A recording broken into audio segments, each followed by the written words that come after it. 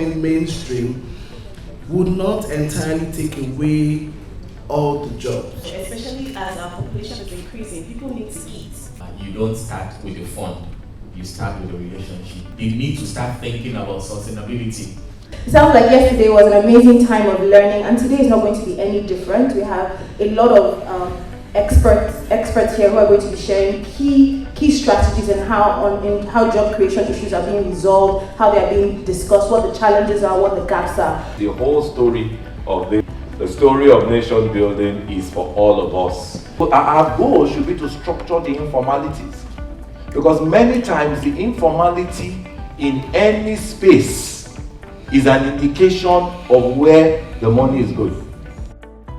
On what each, go in depth on what each represents, what services they can offer you, and how you can work with them. You cannot have a 21st century economy without a 21st century civil service. It's just not going to happen. The complexity of the issues and problems that we have in today's world, it does not need one discipline to fix it.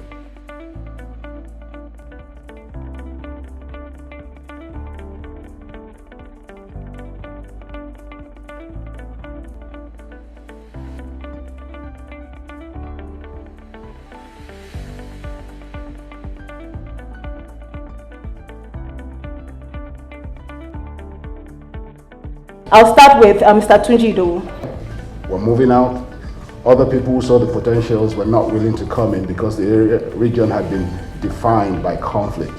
Research showed that agriculture had potentials. Let me just say that in a country like Nigeria, of course, youth employment is also very high on the agenda, employment in general, but I think the question of youth unemployment is, of course, of particular importance. Women and men, yeah? So maybe under the motto of transform opportunities into decent jobs, or a little bit shorter jobs for Nigeria, yeah? And we would like to look into demand-driven vocational training, for example, yeah? So to prosperity for poor and vulnerable farmers and other actors within Africa. Funding to enable them generate revenue to meet their non-food need. And also, ADF realizes that merely providing capital and other technical support to the enterprises won't solve their problem. And so, interested in what you're doing, ESDF. Data and access to jobs. Meaning, if you don't have access to the internet, you don't have access to WhatsApp groups and platforms like that, you'll be left out of the market.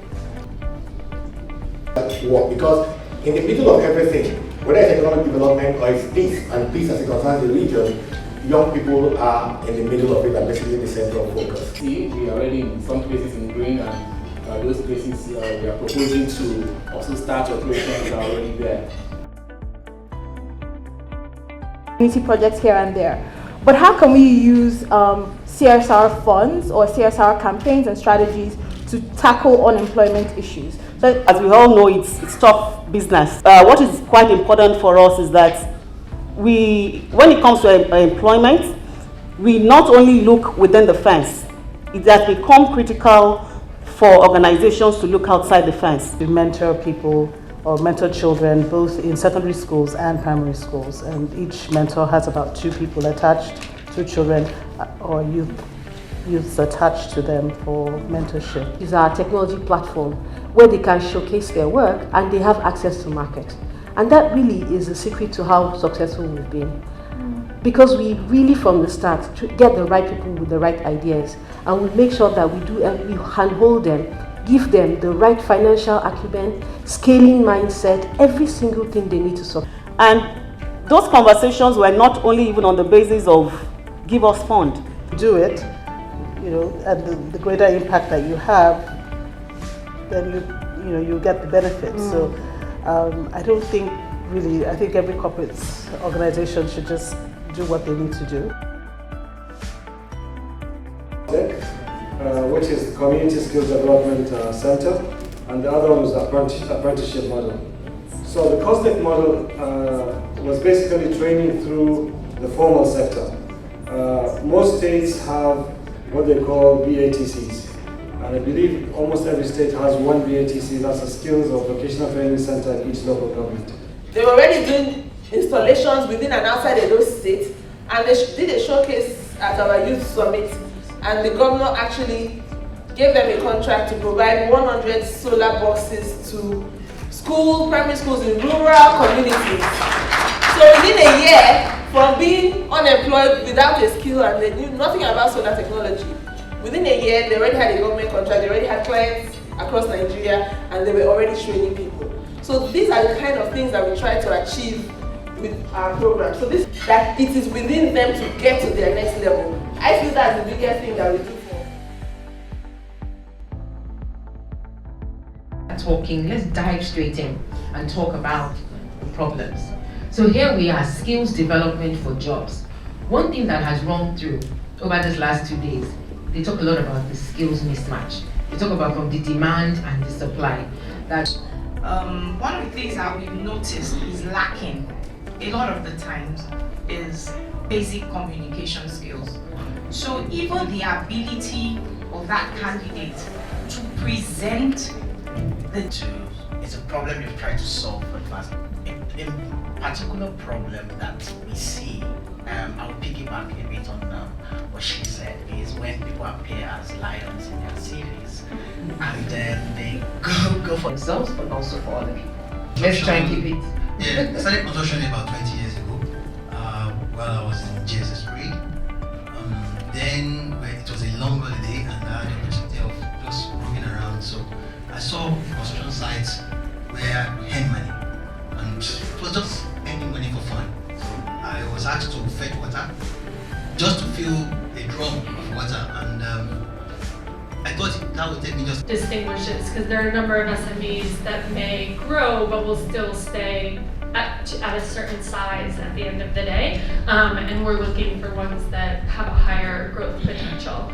But you know, I would just echo wholeheartedly what both of the gentlemen were sharing in terms of the preparedness of the companies. And it's kind of a funny space because I think we see a lot of accelerator and incubator programs, business plan competitions that focus on getting your sales strategy right or putting together your pitch. But actually that doesn't meet the reality of what it is to navigate the CAC or to understand what different regulations. Knowing that it's made here in Nigeria also makes it a lot, more satisfying. I want to know, have you ever been in a situation where you were unable to access finance before? Only because there is a system and people believe in the system. So having a great product is never enough. You need to make sure that you have a system that you are building in place and people can see that system, because that is what they tend to trust at the end of the day. They want to see a system because they can benchmark that against other systems with similar businesses such as yours. Someone has a vision, a dream about becoming something, and he knows what he's actually into. But because he doesn't have the normal record as expected by the bank, so he or she remains where they are, then how do we create these job opportunities that we're talking about? That is one. Then the other one is NESL came up with something, and that is through the CBN program to train entrepreneurs, SMEs, on how to access loan, and not just access loan, but manage the loan that they are going to take. If other banks can take the same initiative and do the same thing, I believe a lot of jobs will be created, because a lot of SME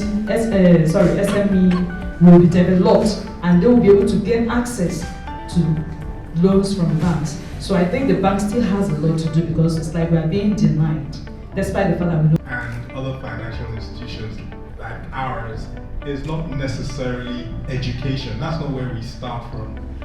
There are people who have invested in these companies, and at the end of the day, they're profit driven. Whether we like it or not, it's the case. Unfortunately, the gaps in education, right from, if we start talking about education now, we go right to our primary schools, secondary schools, universities, and so on and so forth, and all the other agencies that are supposed to be out there supporting businesses to actually help them access. So I don't think things, right? Now, if you take the volume of SME businesses that we're supposed to have in Nigeria, depending on which count you take, it's somewhere between 47 million and something on the higher scale. The actual process of engaging with every single person who comes through your doors and giving them the amount of time that you would need to sit down and figure out exactly what it is not sustainable. And we just have to accept that. There's so much that the banks themselves can do. We thank heavens that you have agencies like the LSETF coming up, and we hope that they're replicated across the country, because they have done a lot in terms of just sensitizing people as to what they need. Let's not kid ourselves. If you even walk up to your uncle or your aunt and say, I want to do business, there are questions they will ask you.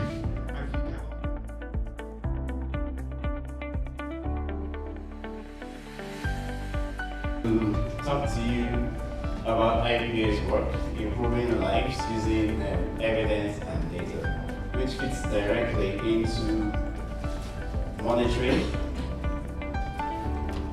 which fits directly into the topic of the session, using M&E data for sustainable impact.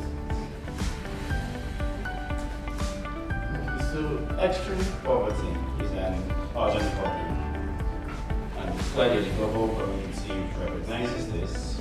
So millions of dollars are spent every year to try to reduce poverty.